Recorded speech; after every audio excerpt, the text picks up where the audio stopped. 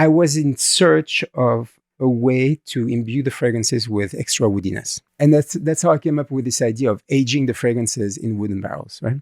I love that, and by the way. So I bought a couple of barrels. I'd started working with the perfumers at IFF, and then we did the test, and it was uncontrollable. It kept like evolving and changing, and the scent was a nightmare. And then one day, the president of fragrances at IFF, Nicolas Mirzayan, said, "Why don't you age the alcohol?"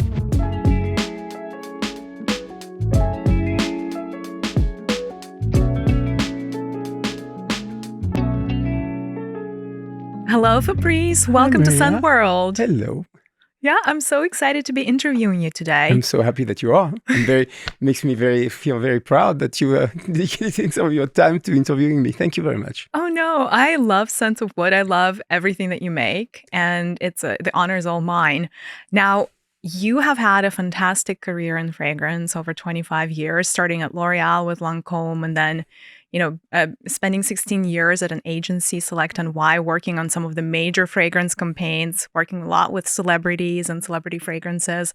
And then you went on your own entrepreneurial journey. I did. Yes, and you started co-founded EB Florals, which later sold to Puig, and now you're on to your next adventure. That's true. Your new baby, your new brand called Scent of Wood. Yeah. It's been a fantastic run. I have so many questions, but maybe let's start with kind of like the genesis, and let's start with Scent of Wood, like the genesis of the brand, and why woods? Because it's a commitment to say, you know what, this is what we're going to stand for. So, well, you call it a baby. It's kind of a toddler. It's 3 toddler. years now. I call everything a baby. I call Scentbird a baby. It's like 10 years old these days. It's almost a teenager by now. Okay. Why wood? So the same principle applied to both of the brands that I created, right? The first brand was all about flowers. I created that brand in partnership with a florist, and I proposed from the very get-go that we would focus on floral notes because there was a real easy to understand logic for every customer. And when I thought about my new brand, I wrote a concept for ambery notes, and I wrote a concept for woody notes, because I think actually Cologne did the fresh quadrant a long time ago, and florals were covered with EB Florals. Mm-hmm. And because I live in the forest, and because I've always been passionate about trees, I thought, okay, well, let's go with woods. But I've been following the simplicity of the fragrance wheel in articulating my brand concepts. It's just that simple. And every day I live in altitude forest in Utah, in a place called Park City, which is a ski town, and I'm surrounded by trees every day. And I thought, okay, well, I should go with the wood concept because I'm so inspired every day. When I just step out of my house, I see birch and I see pine and I see all that beauty.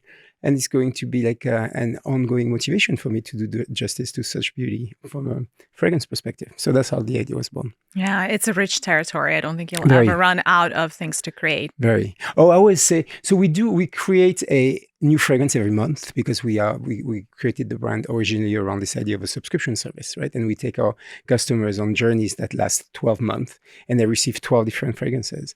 And that is something that unites both our brands. We both look at that fragrance through the angle of subscription, which I think is really interesting. And you certainly very much inspired what I'm doing with Scent of Wood, with what you did with Scentbird.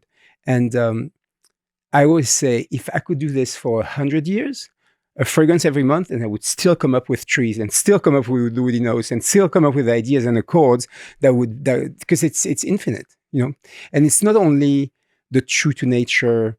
It's easy to do a pine fragrance or to start from a pine note because the pine note exists, right? Or the cedar note exists, or the sandalwood note or notes exist. But you can also do abstraction of woody notes, right? You can do what ebony would smell like if ebony had a smell, and then you go into an ebony fragrance. And so there are so many varieties of trees in the world that, and not even talking about association and accords and layering and all that, right? That you can go forever. So yes, it's a very, very, very rich and magnificent olfactive territory. How early did your personal love affair with fragrance start? So it's a funny story, and I was telling that story to a friend recently, and I was hired by L'Oreal out of college, right? And it's a very prestigious company for a French person because it's one of those companies that it's a French company that is the worldwide leader in its field. So a lot of college graduates want to work for L'Oréal. So I went. And one of the first things that happened after you do you have a few months of selling and understanding the beauty market in general, and then they choose the brand on which they're going to put you. And I remember having an interview with an HR manager who spoke to me for 45 minutes and said, "You're a fragrance person." How did they know? I don't know. What I do know, however, is that I do not know how to find this person because there was no LinkedIn back then, and that person is probably retired, and I don't remember her name. And she decided my entire career in 45 minutes. Wow. So there was nothing else that happened prior? Like, it's not like I'm French, so I wore Pour un homme de Caron, and then I wore Fahrenheit, and then I wore Grey Flanelle, and I wore like everybody else, right? 15, 16, 17, 18 years old. Everybody does that in France. I always liked fragrance because it's an interesting field, and it's creative, and it's beauty, and it's art, and all that. But no, not more than I do paintings in gallery back then, right? It's now it has changed, obviously, and now it's my life. But she decided the course of my entire career in 45 minutes, and they put me on fragrance development at Lancôme, which was their biggest brand, and it was a fabulous opportunity. And I worked for L'Oréal for 7 years, and it was wonderful. I learned so much because Lancôme is such a huge account. EFF and Firmenich and all the big fragrance houses wanted to work and wanted to get the next Lancôme. So I started to build my relationships with perfumers, which I was kept in touch with all the perfumers that I had met during those years, which came in very, very handy when I started my own business, obviously. Because when you approach a big company like EFF or Firmenich with a fragrance concept and brand, now it's changing because everybody wants niche. But when I did EB Florals in 2014, it was it was good to have relationships back then and to be liked by the perfumers and to like them in return. Yeah. I also wanted to note, I don't know that I've ever told you, but I really love brainstorming with you because I think that you're just like innately fantastic at coming out with innovative ways of looking at things. And of course, as it relates to fragrance. But do you think that relates back to like your agency days where you had to do like large, big advertising campaigns, or that's just like the creativity in you that was way prior to that? I don't know. I've maybe always been a little bit like this. I think working in an agency specializing in fragrances for so long. I was with them for 16 years, right? So, and we were looking at the job of the agency in the fragrance world is to create the strategy. So the launch strategy of the fragrance, so the positioning on the market and how we differentiate it from what exists already and how we open a new conversation with the customer. So there's that. And then turn that into, back then it was a print campaign and a TV campaign, right? Yeah. And I started with that agency. I started working with them in 1997 all the way to 2013 almost. Yeah, 12, 13. And so that was the celebrity fragrance craze back then, right? There was a point in 2004-05 where celebrity fragrances were 35, almost 40% of the market. Yeah, and that's almost all we were doing. We were just like cranking advertising campaigns after advertising campaign for Jennifer Lopez and Beyonce and Taylor Swift and all that. And very fast you get to a place where the market is super crowded. It's another celebrity fragrance coming out. The stakes are huge because well, first off, the money that the celebrity commands on top of the size of the advertising budget. So the stakes are huge. And so you need to come up with something that is original, convincing, immediately understandable in a super crowded market. And that is good for creativity, really. And I worked with a great strategic planner. Our creative director was fantastic. It was really a good time. And maybe there's a bit of that remains in me for sure, actually. Yeah. Let's talk about Sense of Wood and the creation of this brand. Do you remember that moment where like, I'm ready for my next journey? So after I exited EB Florals, I took a little time to think, and I basically took a year to just formalize my next idea in my mind. And once I decided I was going to go wood rather than ambery notes, I was in search of a way to imbue the fragrances with extra woodiness. That was my first thing. I was like, okay, it's one thing to do a brand that is an homage to forests and trees. And there's going to be this love letter to the beauty of trees. Great. but I need to have something a little bit more inspiring inside of the bottle.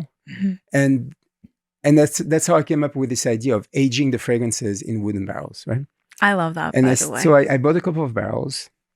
I was working with I had started working with the perfumers at IFF, and then we did the test, and it was uncontrollable because there are so many different ingredients in a scent, and each of them was interacting with the wood of the barrel in a different way, and it was not, you couldn't stop this even after you took it out of the barrel, it kept like evolving and changing, and the scent was a nightmare.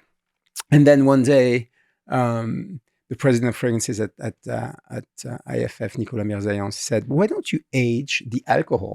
Then we stabilize that, and then we'll dilute the oils into the aged alcohol, and that I'm sure we can stabilize perfectly." And he was right. And he said, "I don't think." My first reaction was like, "Well, but it's not the same idea. It's not the same." He's like, "You're not losing anything conceptually, and not only are you going to be able to stabilize it, I'm sure you're going to load the alcohol with such woodiness. It's going to make for super interesting fragrances." We tried, and it was a revelation. It actually works really well. So we started aging batch of our sugarcane organic alcohol in different barrels. And it's not like aging whiskey from 10 to 24 years or whatever they do. It's not like that. It's between 1 and 8 weeks because the alcohol grade is so high that it's just like it sucks the woodiness out of the barrels. And we use the barrels on average 3 to 4 times, and then there's too much of a decline in terms of the rendering, and so we get a new barrel. I'll tell you more about this in a second, but we started doing those trials, and then the perfumers got so excited. It was like Christmas for them. It was like they were getting an extension of their palette, just like. All of a sudden they had 8 new ingredients, and those ingredients was the alcohol. And so we would come up with an interesting creation, and then we would try the different barrels, the different aged alcohol, and choose the one that was the most appropriate, and then fine tune that, and then that was the scent.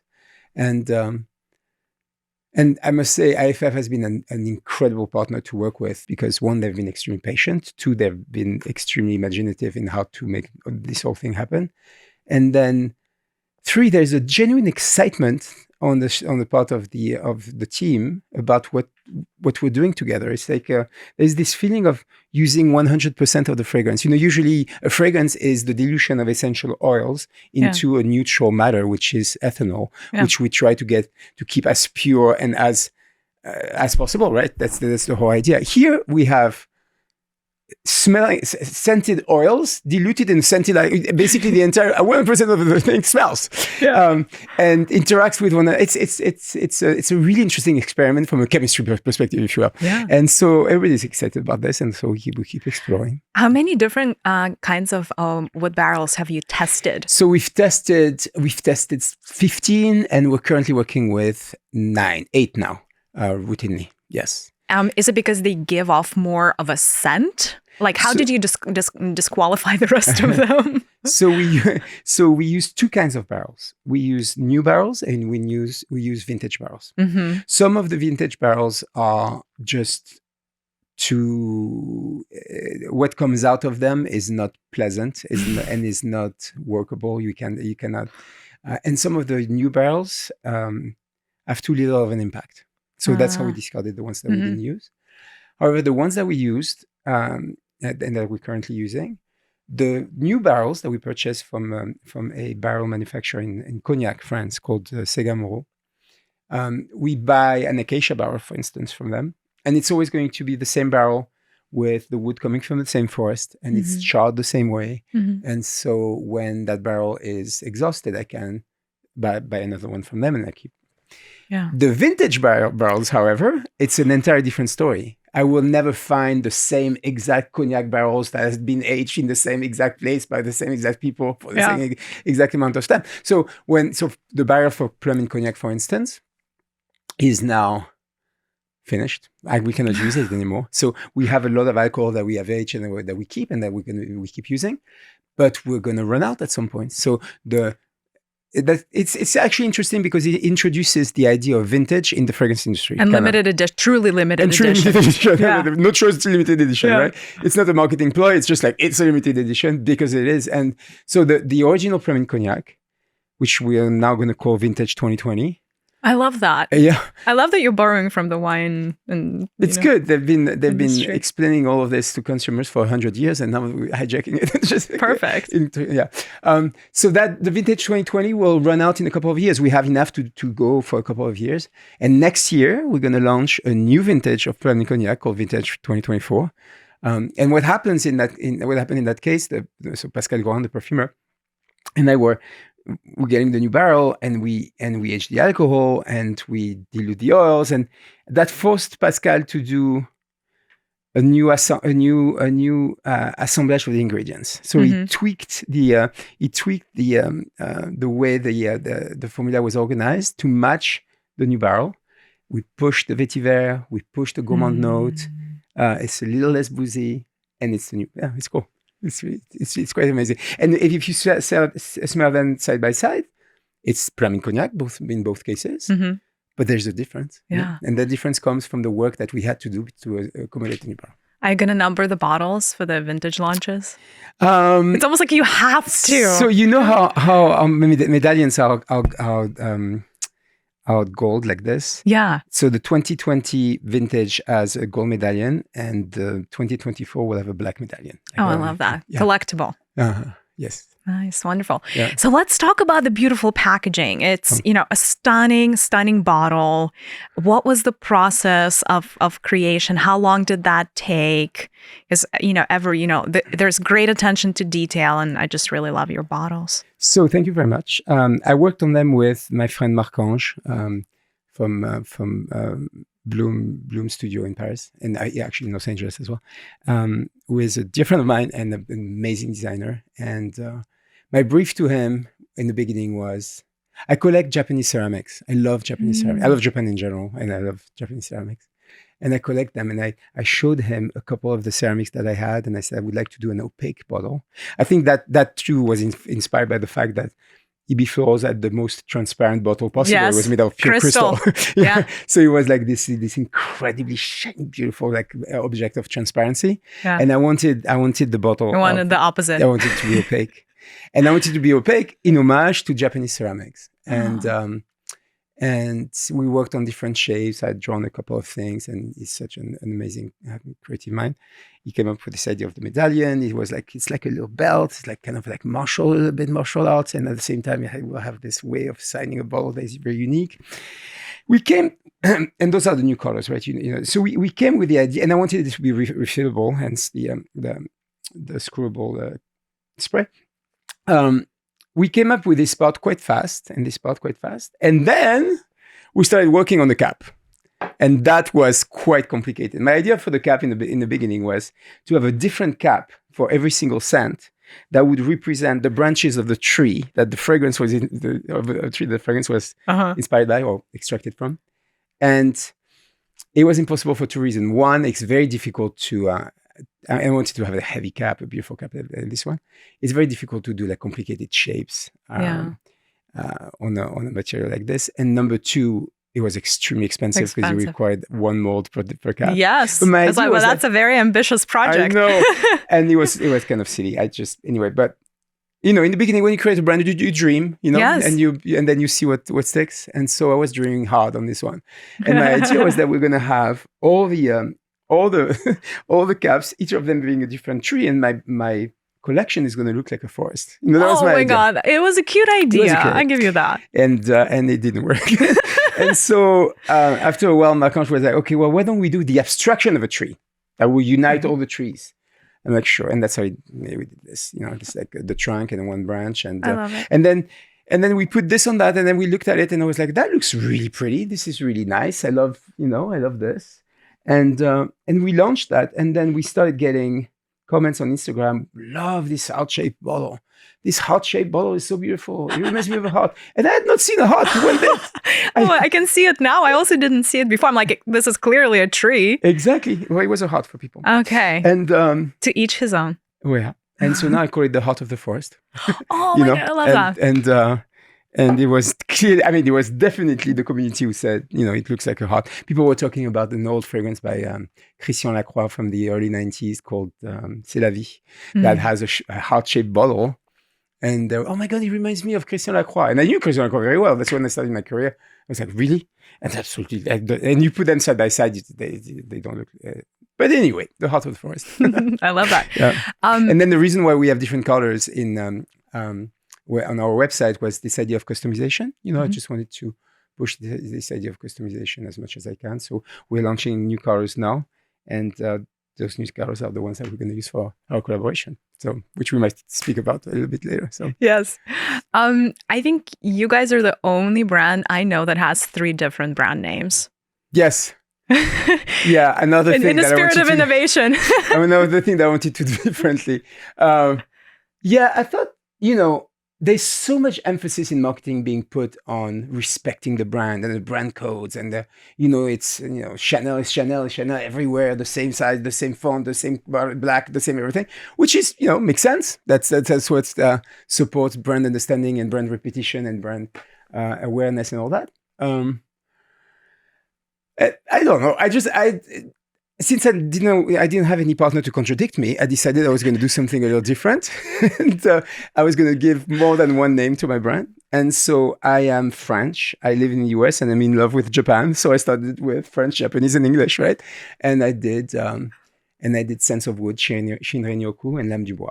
And there was a little bit of strategic thinking behind this, however, which is that my idea was we're going to have the association of those 3 names tell the story of the brand. And so it starts with Shinrin-yoku, which is, so the Japanese character means Shinrin-yoku, which means forest bathing in Japanese, which is a meditation practice that was invented in Japan, not at all 1,000 years ago. It was invented in the 80s. But it is a real therapeutic practice that is actually reimbursed in Japan by Social Security. It's and it's prescribed by doctors, and it has a ritual attached to it. And that ritual is centered around this idea of slowly walking in the forest by yourself and allowing the forest to inspire all your senses into healing whatever it is that you have that needs to be healed. And it's a beautiful practice. There are books and books that have been written about it. And it's actually really quite effective. Like if you're stressed and you go into a session of forest bathing, you will come out with a lower tension, a lower heartbeat, a new take on life. I practice it very often. And it's wonderful. So that's the Japanese name. It starts with the forest and the positive impact that the forest and trees can have on your life. Then comes the process of the barrels that we were just talking about. We extract the soul of wood from the barrels. Lame du bois in French means the soul of wood. And then Sense of Wood is the final result. We produce fragrances that way. So Shinrin-yoku to Lame du bois to Sense of Wood. All in one logo, and that's the logo of the brand. And my idea was, and continues to be, that if I launch in Germany one day, I will come up with a German name and I will get rid of the English name and we'll do a logo with 3. And then if I launch in the UAE, we'll put an Arabic name and we'll get rid of the French and we'll have that Japanese, Arabic, and English and so on, right? And I will always keep only 3. The logo will keep changing, but every time we add a new name, it will add a layer and it will add a chapter to the story of the brand. And I'm saying this on your podcast right now, and it might never happen, but that's the idea. Anyway, no, I love the idea. Yeah. I love it. So, and then it's lovely that you have the heart of the forest and the soul of the forest. The soul of the heart of the forest, the soul of wood, and the fragrances that result from that. Yeah. Beautiful. Let's talk a little bit about forest bathing, because I think it's fascinating. You mentioned it started in Japan back in the 80s as a mindfulness practice. Now mindfulness is everywhere, global. Yes. How did you get started practicing it? And, I don't know, are there any tips and tricks? I thought I had heard of forest bathing and I researched it when I started coming up with the concept of the brand. The first thing I was surprised to discover is that it's actually a recent thing, that it was really formalized and created as a ritual in 1982 in a forest in Japan.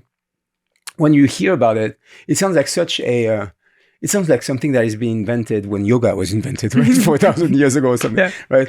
Or it sounds like something like the physical equivalent of ayahuasca or something. It's not like that.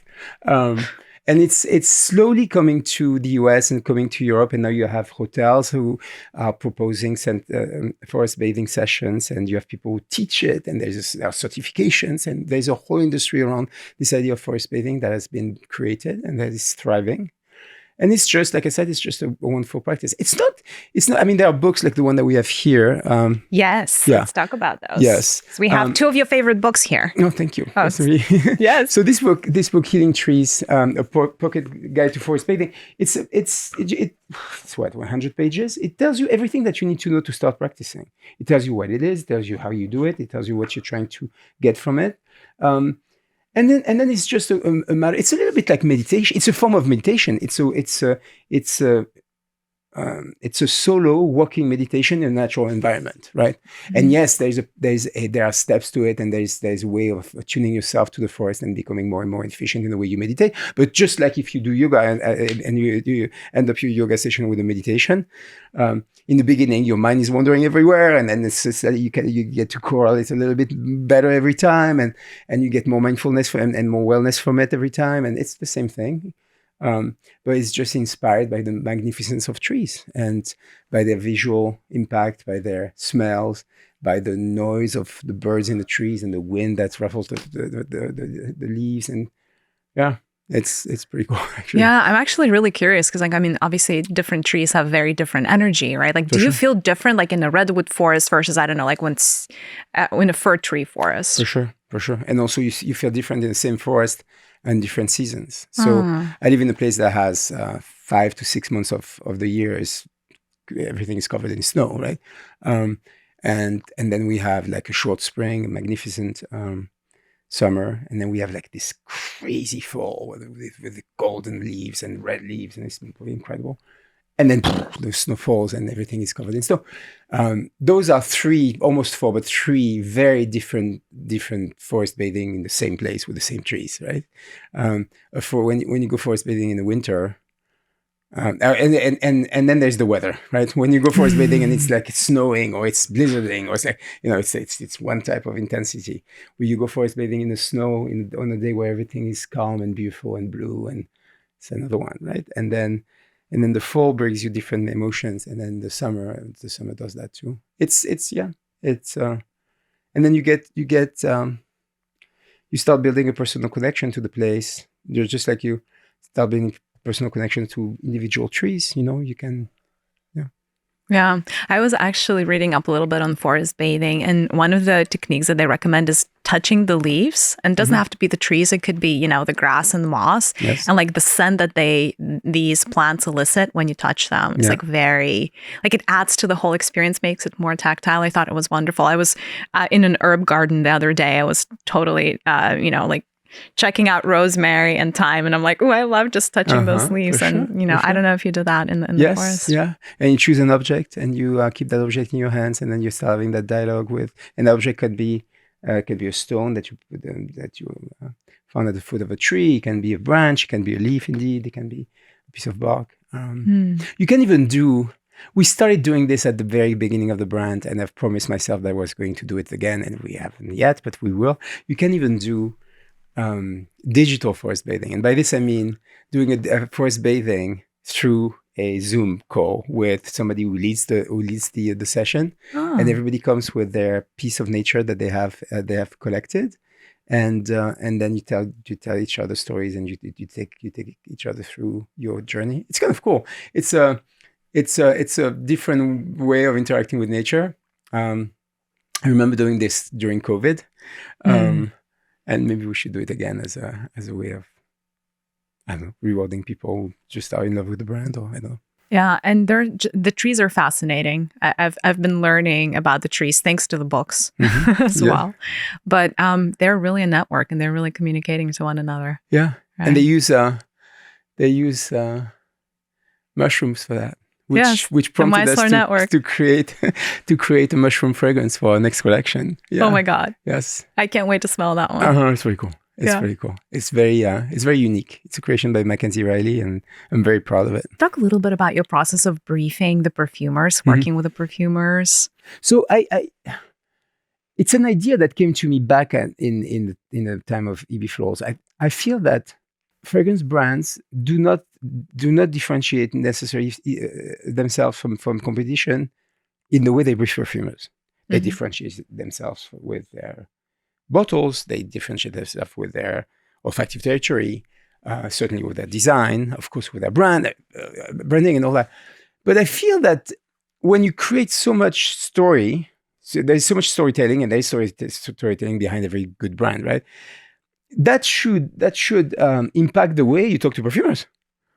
And talking to perfumers, I realized that it's not the case at all. Everybody comes with the same way of briefing perfumers. This is where we're going to go. These are the images and the textures, and then do your thing. And I was like, no, that's not. Let's try to come up with a way that it only scents of wood. And that brought me to come up with this idea of the personal forest. And the personal forest is, and everybody has a personal forest. You and I have had this conversation before. The personal forest is all the trees and all the forests and all the woody notes and all the wooden objects and all the accords, whatever it may be, as long as it's related to trees and forests, that have made you who you are as a person. So it's that set of personal memories. It's extremely emotional, right? It's your first tree house. It's your first walk in the forest. It's your first memory of a branch that was coming through the window of your bedroom, whatever it might be. It's the first squirrel that you saw escaping or going up a trunk. And you still remember it. It might be your first memory in life. It might be from yesterday. It's that tree that you asked New York to plant on the curb in front of your door, but it's something that is pertaining to trees, and that made you partly who you are. And that's what I tell perfumers, that I start from the personal. I show up to the brief with like this, nothing. No, I don't give them anything. I don't have anything in return and nothing. I ask them about their personal forest, and they tell me stories, and I stop them at some point and say, this one is cool. Aww. And then do a fragrance about this. Aww. That's it. And what the result of this is that the fragrance that they do is actually the olfactive embodiment of a moment of their life that is emotional, that is personal, that has an echo in the rest of their, and that and the barrels, I think, are the two reasons why our fragrances have this extra woodiness and extra emotion. Yeah, that's the personal forest principle, process or whatever. Yeah. Well, so what is your personal forest? My personal forest is, so there's most of my personal forest is related to the country house that my parents had when I was a kid. And that country house had 4 types of trees that made me who I am. So first off, there was the oak all the way down at the bottom of the property. There was an oak. It was actually 3 oaks that were united in one single bouquet like this. And they were growing like that, creating a lot of potential for platforms. And that's where my brother and I built our first tree houses. Oh, That was number 1. Number 2, there were olive trees on that property. And my mom was obsessed with the idea of having oil from her own olive trees. And so she forced her son to rake the olives every year. So we put sheets under the trees and then we rake the olives. And then how many olive trees did you have on the property? 11. And the result was 6 liters or 5 liters, nothing. But she absolutely wanted it. And then she made us rake the trees. So those trees I don't like, but they're part of my personal forest. So you're never going to make an olive tree inspired fragrance? I don't think so. I mean, I haven't yet, and it's not in the works. Then there were 2 cherry trees. And you can only imagine, growing up on cherry trees. And then there was a row of cypresses along the driveway. And all those trees, have so many memories. And my brother and I talk about, it's like they're very vivid, right? And that's my personal forest. Then came trees later in my life, and magnificent trees in Hawaii, beautiful trees that I haven't met yet that I'm looking forward to meet. In different places in the US or in the world. There's a tree that grows in the middle of a lake in New Zealand that my kids went to see, that I would love to see one day, and stuff like that. Yeah. Oh, wow. Yeah, that's my perspective. Personal forest, for personal forest to be. Yeah. Like, would you ever bottle your childhood memories, like with the 4 trees inside? So I didn't think of doing this because I think it's important that the personal forest be that of the perfumer. However, one of the new perfumers I'm working with in Paris right now did a tree around the Pain Parasol, Sorry, fragrance around the pen parasol, and that fragrance is, when I smell it, I can hear the seagull singing, and I can see my mom when I was a kid. It's crazy. It's really, it has, as you know, fragrance has that power, and that scent is my childhood, or a part of my childhood encapsulated in a bottle. It's crazy. Wow. To the point that I wondered if I toyed with I was like, should I even put that on the market? Should I just keep it and just have it for myself? But it's so nice. It's so, besides the personal resonance, it's such a beautiful scent. I think it would be very selfish to keep it. So yes, it needs to see the light, the light of day, the broader crowd. Yes, I think so. You launched the brand on the fall equinox, didn't you? Yes, every year we launch the new subscription on the day of the fall equinox. So, is there like a special significance for that? If you think about the fall equinox and the change of season and the change of and the leaves falling, and it's a very wood inspired moment, and just so I thought it's September 22nd or 23rd, depending on the year. I thought it's a nice moment to start the new subscription, and since our subscriptions are 12 months. Then we saw the next one on the same date and so on. So we did a month ago. We did a month ago today actually. Oh yeah, we did the launch of our new subscription with vanilla in Armagnac, and that was on the fall equinox of 2023. And it's connected to the natural cycle, so I think it's extremely on brand for you. Yeah, and I think the one when you say summer, you think flowers. When you say winter, you think water and snow. When you say fall, you think trees. Yeah. So there's a very naturally, right? Because when you say fall, you see the wind blowing the leaves, and from the leaves to the trees, and the trees to the ground. It's just so. Yeah, I thought it was a good way. It just so happened also that my concept was ready, the fragrances were ready, everything was ready in August. And I'm like, okay, well, let's wait just a little bit and do it. And that's how it started in 2020. So we're going to do the scent spotlight, and that is where you get to tell us about some of your wonderful creations. So I'm going to give you the name of the fragrance, one of yours. Okay. And if you could just describe it for our audience, and whether it's like a little bit of an inspiration of like, what was that personal forest that the perfumer maybe thought of? Sure. Like, just give us a little bit of a backstory. And we'll start with Sandalwood and Oak. Sandalwood and Oak was an interesting personal forest. When I spoke to Mackenzie about our personal forest, she was reading a lot of things about this history of religions and about the first usage of perfume in temples, and how the very beginning of mankind exploring scent was as gifts to the gods, and perfuming from walking through the smoke and the smoke rising to the heavens and all this. She was obsessed by that. And so she said, can my personal forest be about those times? And she did a fragrance that is quite spiritual, actually. That has a lot of different wood. It's like a little forest in the bottle. It has kayak wood, it has pine, it has sandalwood, obviously, it has a little bit of cedar. It has a lot of different woody notes. And that is meant as something almost a little bit like a religious experience, or a pagan experience with religious roots, if you will. And it's a delightful creation, I think. It's so we reinvented the fragrance wheel for the purpose of our brand, and we have fresh woods, floral woods, pure woods, ambery woods, and then green woods and leathery woods and boozy woods and so on. I always put it in the fresh woods because there's a freshness to that creation, but it's actually very, very, very woody in a way that is inspiring. That's the way I would describe it.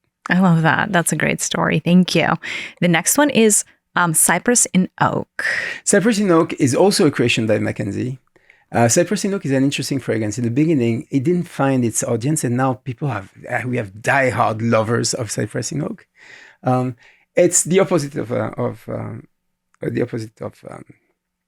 Sandalwood in Oak. Sandalwood in Oak, like I said, is very spiritual and very multi-layered. Cypress in Oak, part of the personal forest of Mackenzie was her travels to Italy and those rows of cypresses that she saw and that she always loved, and she wanted to do a fragrance that would be an homage to that. And it's very, very cypress, very focused around this note of cypress, and it's a beautiful note. Cypress it's a beautiful tree too. Yeah, it's such a tall, gorgeous shape, and so it has that elevation like this, in that simplicity and that elegance, and you smell all that in the fragrance. Yeah.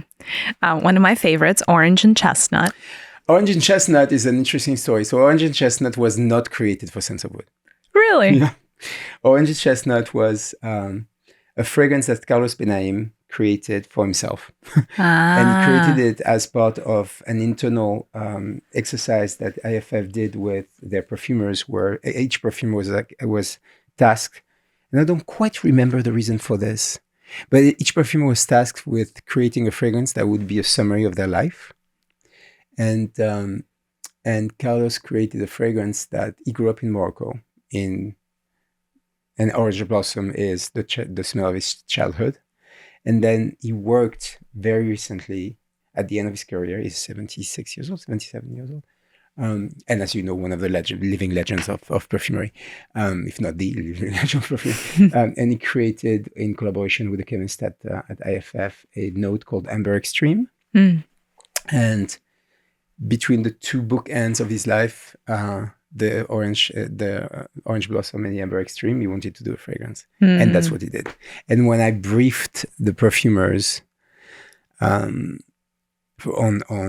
Sandalwood in general, and I explained to them the way I wanted to work in all this, so he came to me with that scent, and then I went to Carlos and I said, "Would you allow me to?" And said, "Sure." And that's so he created it outside of the brief, outside of the brand, outside of everything. But it's such a beautiful fragrance and he allowed me to launch it in the Sandalwood. So that was I was so honored, and that's how it was born. I know it's impossible to pick a favorite child, but what's your favorite Sandalwood fragrance? I change my mind all the time. It's not so much my favorite as one. I wear the stuff that we're working on, and every brand founder will tell you that. Yes. But I change all the time because I don't want to forget them, and two, I always like to wear something that is different from what I wore the day before. So currently, today I'm wearing Udine Calvados by Natasha Cote. Yesterday I was wearing Cypress and Oak. I don't know. I don't have maybe a blunt favorite across the board. But for instance, the one I'm wearing today, I think has the best dry down of every fragrance that we've done. To the point that there was a blotter on my desk a couple of weeks ago, and I was smelling it absent-mindedly, and I was like, "Wow, this is did I make this?" And exactly, I was. Is it mine? Is this? Because I have stuff from other brands, and I feel you. And your desk is it's like creative mayhem. Exactly, and I'm like, wow, this is good. And I couldn't, for the life of me, I couldn't remember because it was my favorite. There was Wooden Candles, and I just had to remember, and then of course. Awesome dry down. Top notes, like the entrance into a fragrance. I love Neroli Acacia. I think it's so elegant and so full of life. I think Plum and Cognac is very intriguing. I think Ebony and Oak is very intriguing as well. I love Hinoki, the one that you gifted me in Milan. Oh, Hinoki. Oh my God, yes, Hinoki and Hinoki. It's a beautiful scent. Yes. It is. It's like a mini temple, a mini Japanese mini temple. Right? Exactly. Exactly. Like yeah. It's a very short formula. I think there's 10 ingredients in that formula. And sometimes, as you know, fragrance formulas go to 75 ingredients. It's super short, super centered on Hinoki, Japanese Cypress. What's not to love? And you also mentioned that the reviews for that fragrance are fantastic, and a lot of people use it to get into that mindful state. That's true. Yeah. And when they're doing yoga or meditation. That's right. I get two. There are two scents that we've done that get similar things like that. One is Hinoki, and indeed, people are like, "Oh, that's the scent I wear when I meditate." And then there is Bread and Chestnut, which is a gourmand, but it's a super close to the skin gourmand.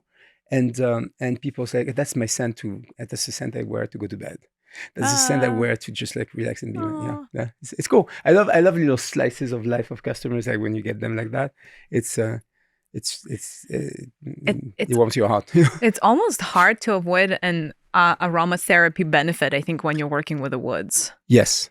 Yeah, it's true. There are two things that woods take you to.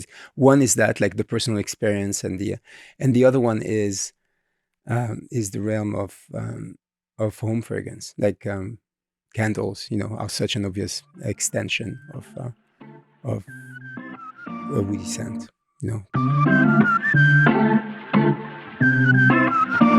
So we're going to talk. This is going to be like a rapid fire segment.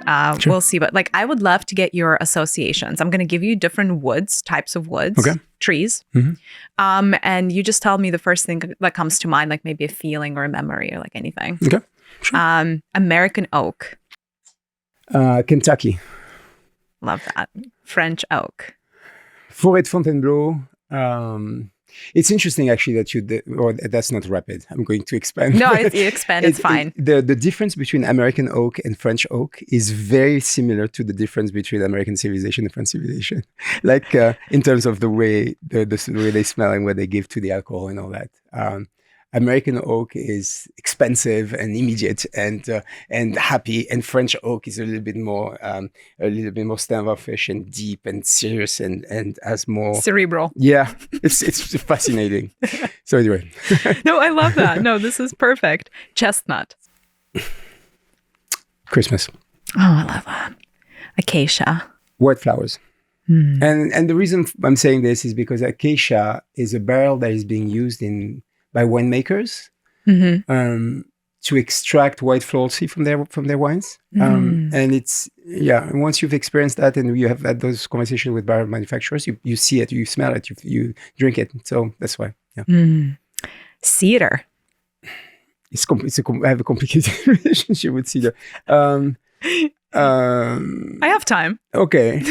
So I give you a childhood memory. Yes. I grew up learning the piano, and one day on the old piano that we had, there was one hammer that was broken, probably because we're banging on piano too hard or whatever. And the piano, the repair guy came, and and I was really interested to watch him work, and so he took the piano apart, and then he was replacing the particular piece that was broken, and then he broke it. It was the felt part that was broken, and he broke the vertical little piece, and he said, "Smell this." And I smelled it, and it smelled magical. It smelled like so good. And he said, "You see, your piano is 100 years old, and that's cedar. It still smells." And to this day, I remember that. For me, cedar is very solar. Like, I don't know, I just get like the solar connection with it. Yeah, I can see that. It has definitely radiance. Yes, an incredible radiance for sure. Yeah. Well, our favorite, Hinoki Cypress. So I would say what I said before. I would say temple. I would say spiritual. I would say Kyoto. Yes, maple. I mean, Canada, obviously. I know, it's really hard, right? To think of anything else. Well, we have one fragrance that uses... So my idea was to find a maple barrel, but there's no such thing. Why isn't there a maple barrel? I couldn't, I don't know. It's not a wood probably that is prone to this type of cut and manufacture. But for perennial maple, because it was a fragrance created by the only fine fragrance perfumer who comes from Canada, Natasha Cote. And she did a fragrance that was anchored in her memories of the woodiness of praline in her childhood. And I found a barrel that was actually, it's a barrel of American oak that had a first life in bourbon. So for 10 years or 12 years, it was used to age bourbon. And then someone bought it in Canada, this gentleman bought it in Canada and used it to age maple syrup in it for 3 years. Wow. And then I bought it from him. And we age our alcohol. So it's like the third life of that barrel. Wow. And when you smell the fragrance, you have the praline, you have the creation, you have all the ingredients of that particular scent, but you also have the maple note for sure that is very present. And then you have the bourbon as well. It's pretty cool. It's the only third life of a barrel in our collection. We have 2 live barrels, we have 1 live barrel, but that's the 3 live barrels. Wow, I love that. Yep. Do you find certain woods easier to work with than others? Some woods are more blunt and more obvious and more easy to see through. Not see through, but too easy to have a presence that is more defined. For instance, oak. An oak note, it's particularly the magnificent CO2 extraction of oak that we work with. Oh, it's always the main character. Yes. Yeah. And it's such a great character. Yeah. Wood is the same. Wood has such. I mean, wood, yes. Yeah, but it's there, right? Yeah. Other woody notes like sandalwood are more subtle to, or inoki, more subtle to work with. So yeah, they do have different personalities for sure. Have you ever found a wood that you really wanted to like work with, like make into a fragrance, like a woody note, and you're like just couldn't get it right? Not yet. Not yet. Not yet. No. Quite the opposite. We stumble upon a story, or I read something about a tree, or like the conversation on Tamboti that we were having, right? Yeah. And then we find a way to. We also do abstraction of woody notes, right? Like the ebony story that I was telling you, right? So no, we haven't had a woody note that has resisted us yet. No. Yeah. Let's talk about the Scents of Wood Scentbird collaboration. Yes. Something that's been in the works for a while now. Yes. We've talked about it, but you're the first brand that we're doing a collaboration with. And I'm very proud of this, and I'm very, very grateful.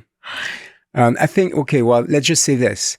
That way of briefing perfumers that I was telling you about, the personal forest, which I think, like I said, is really at the core of our creation and what we do olfactively. We've used that idea as the starting point of our collaboration, right? Yes. And I think we've done that to quite a success, and I'm very excited to see what your customer and our customers are thinking about the results. So. Yes. No, we took your blueprint, your map, and we interviewed Scentbird's customers to try to personal forest. Yes, around the idea of their personal forest, and the results are pretty fascinating. Yeah. I'm smelling calming cedar here. Okay. I really like what we've done with this scent. I really like the balance between the cedar wood, which is a natural extracted from trees in Virginia. How Mackenzie balanced that with the musk and that woody softness that ensues. I think it's really, really beautiful. For Strength and Santal, we were inspired by the majesty of trees in the forest. So the feeling that when you're walking through the woods and you're surrounded by these really tall, majestic, sort of powerful trees that just feel so sturdy and stable and grounded. We wanted to capture that as sort of other side of the calm in the cedar and focus more on strength, on power, on resilience, on energy. Just kind of like to finish us off, what is the most special thing for you in like being the entrepreneur? What do you like the most about freedom, what you do? The creative freedom. I think we're all very lucky to work in perfume when we need to justify to ourselves of the effort that we put in our work and all the time that we spend in our professional life, which blends with our personal life very much because it's such an emotional topic, it's an emotional product, right? But when the going gets tough and we need to justify to ourselves, at the end of the day, we're still making perfume. We're still part of a gigantic, beautiful machine that creates beauty and injects beauty into the world. Thanks to all of us, there is more beautiful things in the world. Yeah. And that alone makes life a little easier. Well, thank you so much for being with me you, on the Scent World podcast. We really appreciate having you as a partner. That was so much fun. And for today and in general. And I know that our community really appreciates your creations. Thank you very much. Thank you, Mariya.